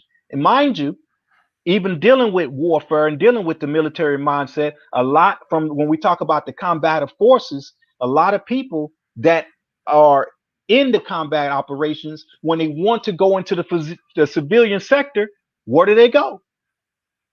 The police departments. Because where else can you find a job to where you engage in utilizing combative and kill tactics with it and that be your norm, your everyday life? So they typically go into the police departments. So now instead of this being a quote unquote foreign enemy, the mentality or the target has offset a little bit, and now instead of it being a in a different country, we're viewing hostiles of the minority race with the same lenses as I saw people when I was engaged in direct combat in the military. And the only difference is now is that these people are on quote unquote domestic land, but they still have the same mentality. And I think that only escalates the situation. So when we talk about tearing down their foundation, keep in mind that in this day and time, as I build up my foundation, I have to erode the other foundation. But it needs to be a situation where mine is here, theirs is there, and we start working it like this. You can't just go from our foundation being like this and theirs being like that, and you destroy that, and you not have worked through all of the things that it takes in terms of problem solving, critical thinking, putting in place, and experience of building yourself up to the level to where you can meet the same levels of demands and needs that of something that you are stripping and tearing down. So we get the oppressive aspect of it. We get that. And that is obviously, and that's why I say every week that we have to fight, we have to fight, we got to get more people involved in the movement. We have to work on educating our youth and getting people to see the bigger picture. But in doing so, we cannot go to the point to where you throw people into total complete exposure to a situation that they don't even see how the pieces operate. It's no different than taking someone who thinks of political education as only learning how to fill out the ballot and all of a sudden saying, I want you to operate on this particular person's campaign and get them elected for office. They don't know all of the intricate details that it takes to actually run an operation. So now we're getting into the area that's called, like that I deal with in life, called project management. So from that standpoint, you have to identify your stakeholders. You have to know, you have to be able to go over all of the elements that it takes to get from the beginning aspect, all the way through execution and closing. And we have to think of the process the same way. So I think it's just it would be immature from a standpoint of recognizing how entrenched we are with the police department in terms of just the different areas that they cover within the sectors of society, to just eradicate it all at once and say, okay, let's go for it. Okay, now, in the military, you plan for casualties. You have, an acceptable cap of casualties. So, are you saying that we as Black people should, knowing that we're engaged in this type of warfare, that we should accept the fact that we are going to take a number of casualties, whether they be uh, uh, educational, actual physical casualties, or economic casualties? Are you saying that we should accept being victims? I don't say accept being victims, but I do say accept the casualties. Why do I say that? I say this because, like I said last week, we have to first and foremost approach the situation knowing that we are at war. This is, again, even going back to reverse addressing what we just talked about with the police department. The police automatically go out in view when they clock in, their job is being a hostile environment.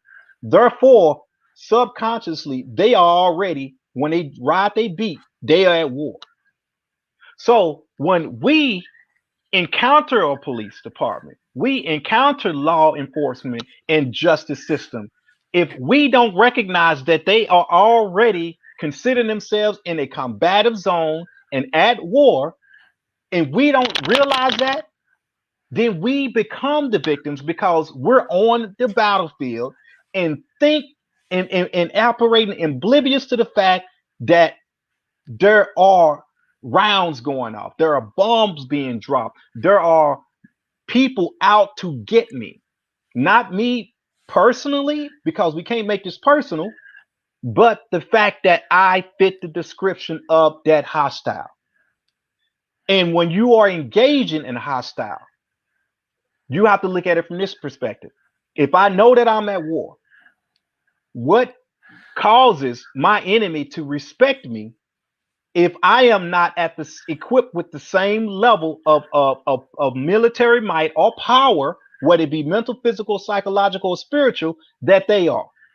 So when I don't even recognize that I'm in a war, how can I equip myself with the proper tools to engage in warfare and have a fighting chance.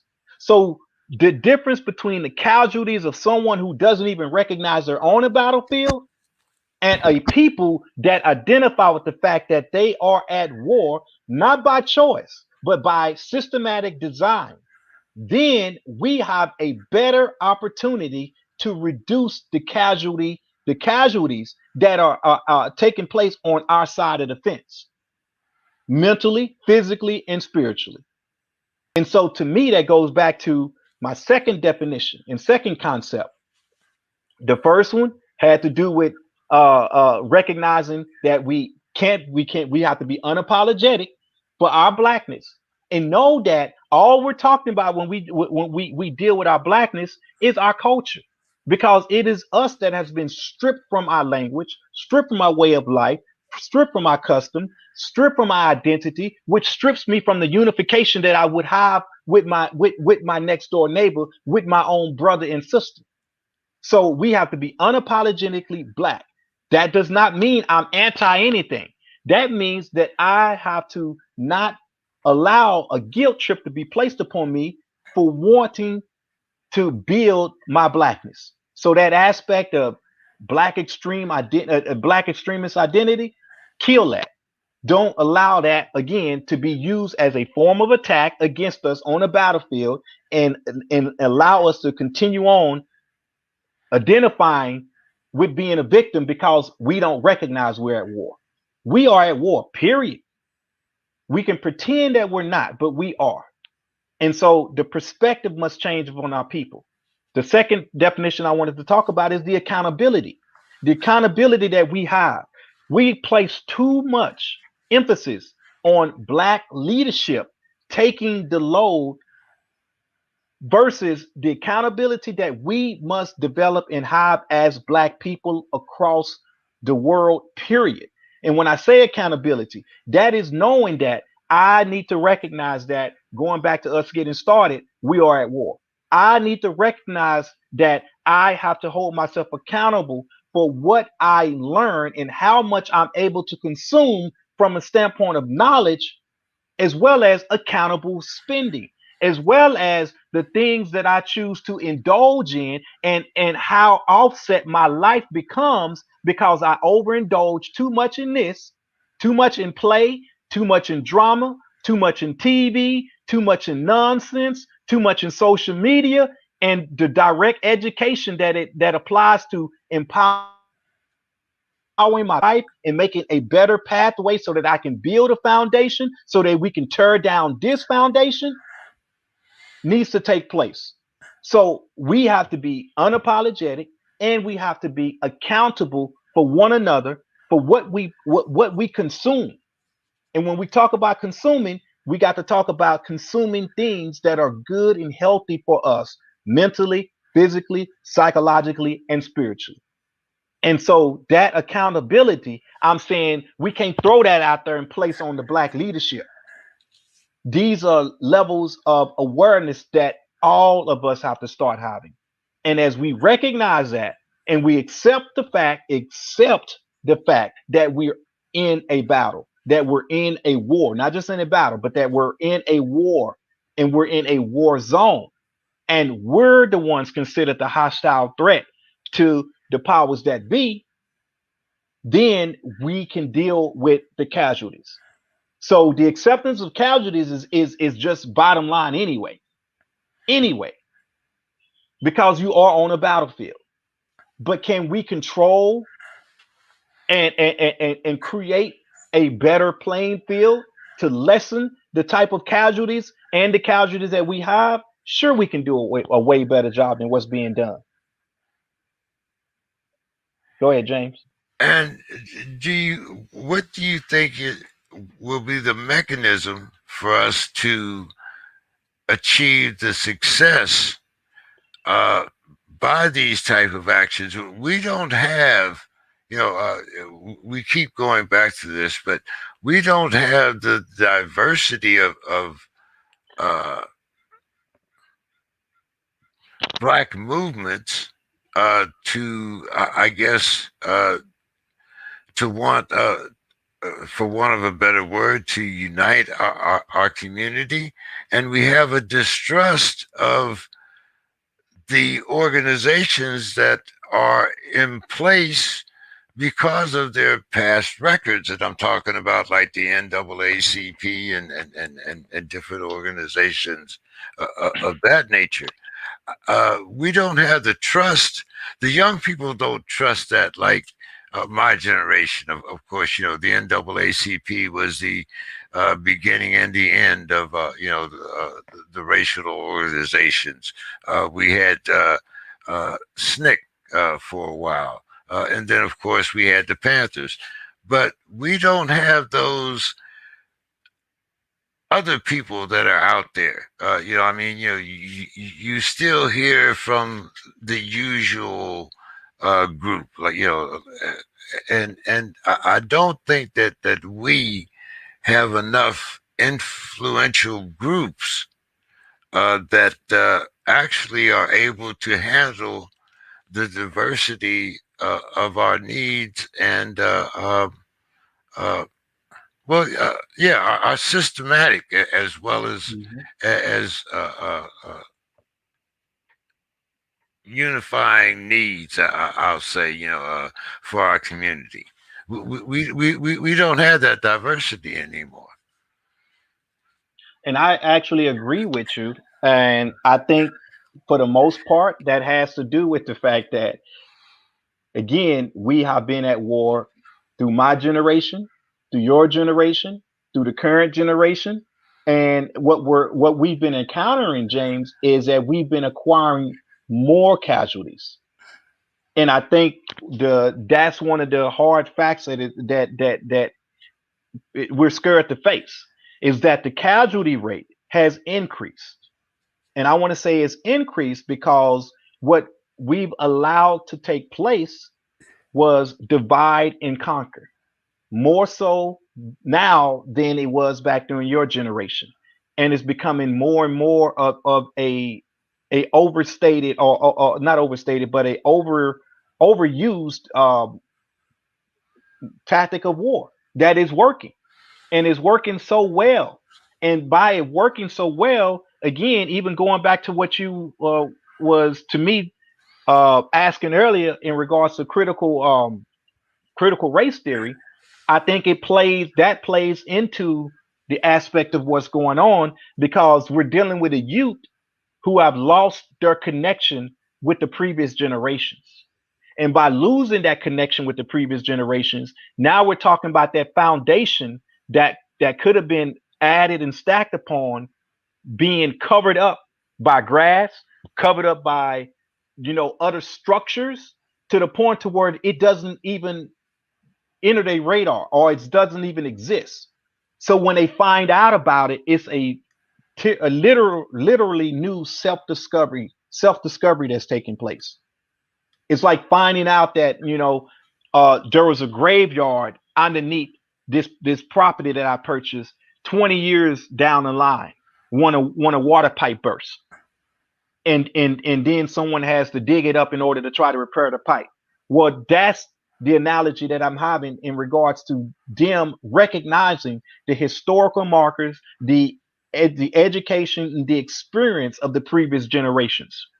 Is not until some tragedy strikes that they start typically digging down into the dirt, into the trenches, and discovering all of the work that was done before them.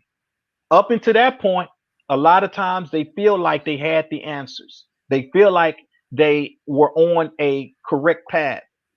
And to me, this goes right back, and I'm not blaming the youth. This goes right back to the fact that we are and have been and continue to be at war.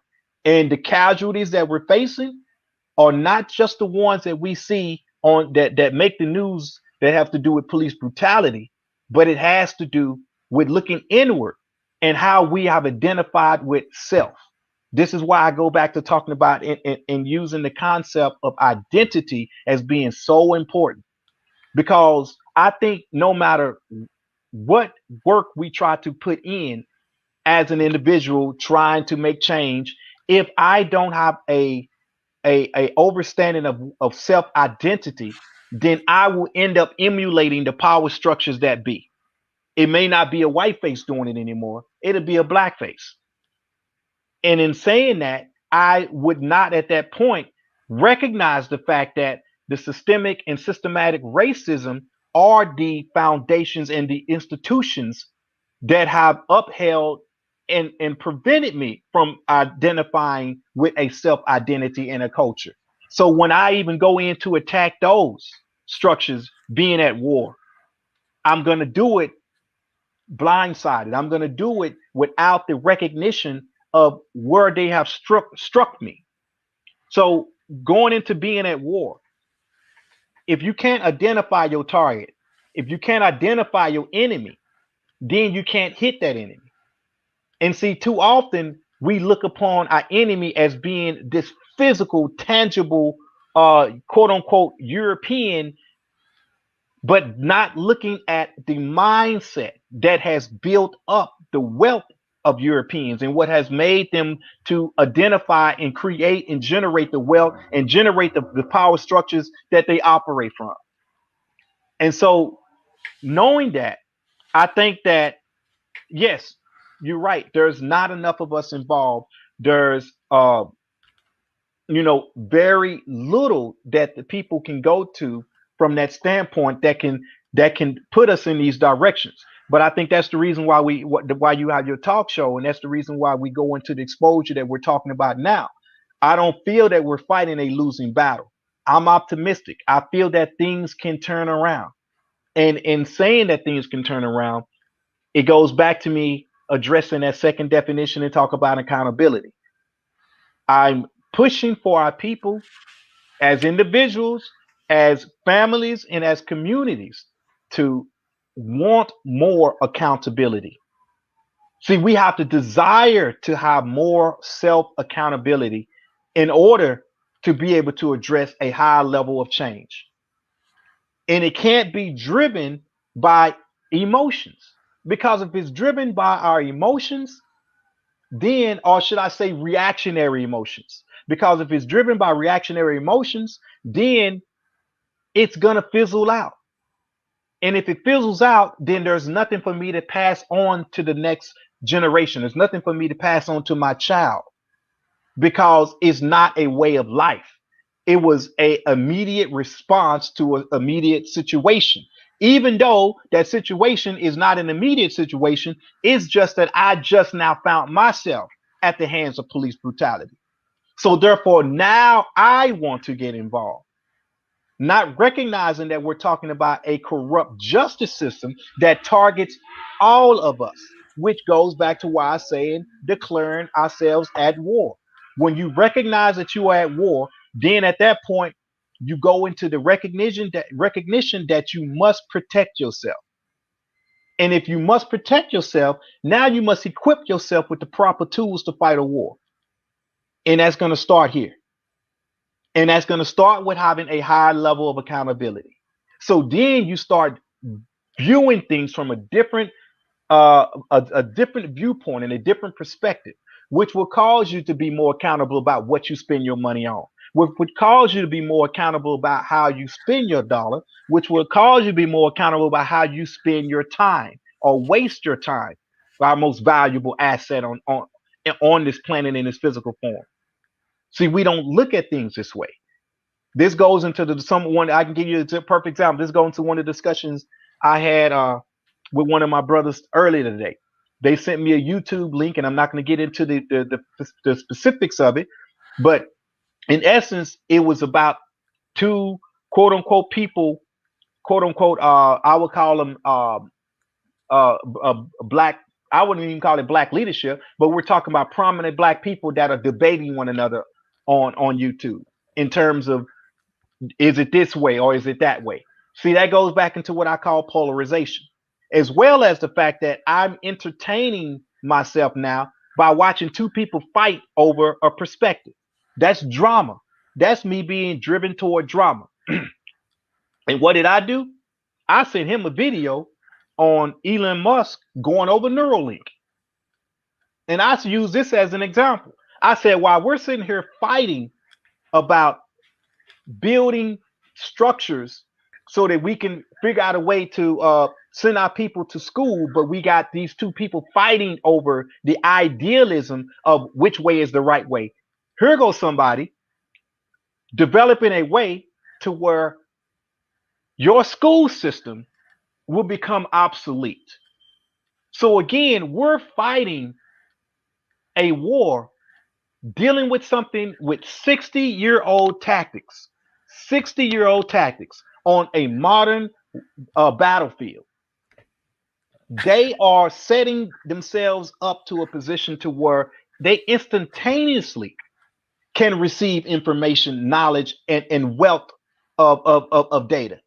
Whereas here we are fighting a 60-year-old war.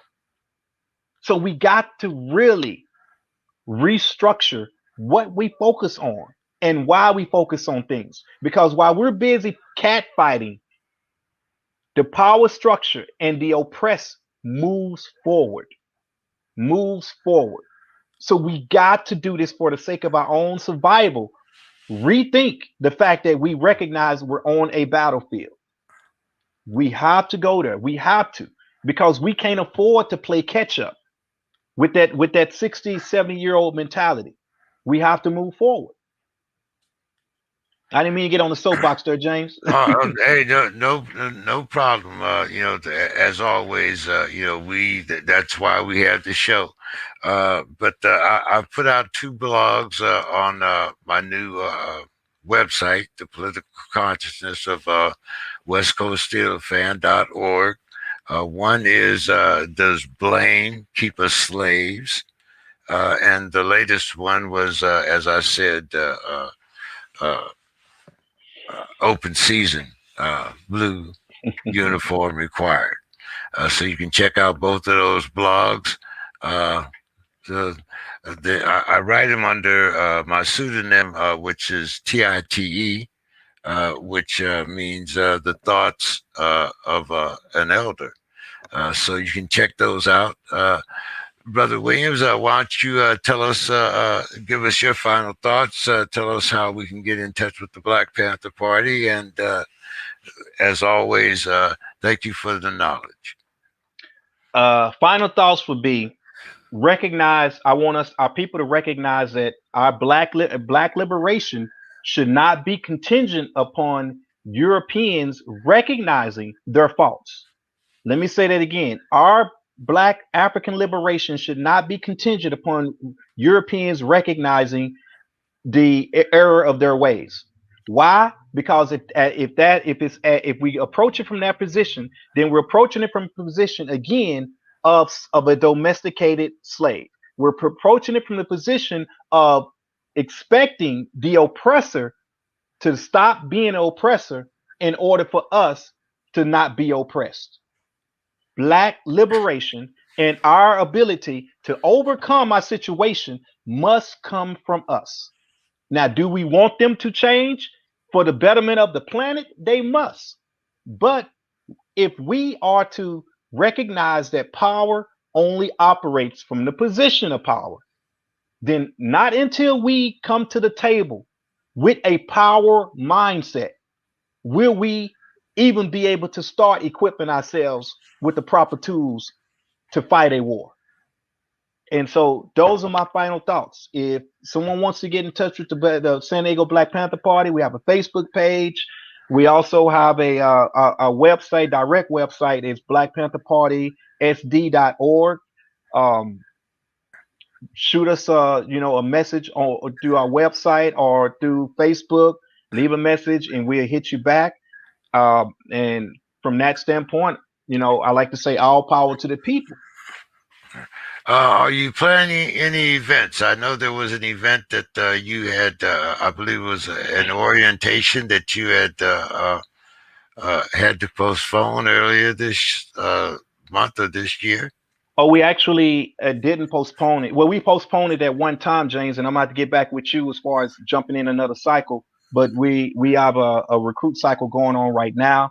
I'm actually working on us putting together a fairly decent sized event that I want to do once things open up to where we want to actually talk about the state of Black San Diego and invite a few other organizations to the table, and we work toward trying to get people that have not taken part in any grassroots organizing to come to the table and ask questions and be able to channel and filter themselves through those organizations that are out there doing the work, that are out there making a difference. And so that is going to be something that I want the people to stay tuned to in terms of an operation that we want to bring forth to the community, as well as we always, look forward to educating the people as much as possible and doing our part on that.